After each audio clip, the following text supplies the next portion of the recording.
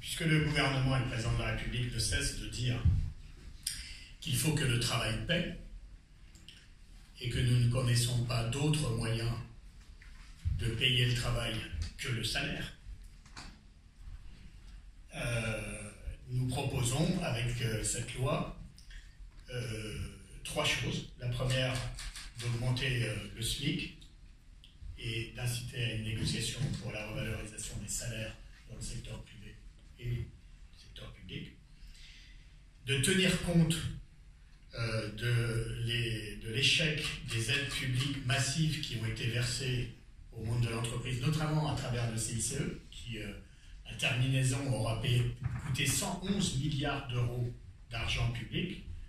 pour très peu d'emplois créés et très peu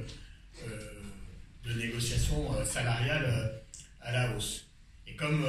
nous tenons compte aussi de la réalité du tissu économique de notre pays, on ne peut pas considérer le monde de l'entreprise comme un monde homogène, entre les multinationales, entre celles qui sont dépendantes de la sous-traitance et les donneurs d'ordre, entre celles qui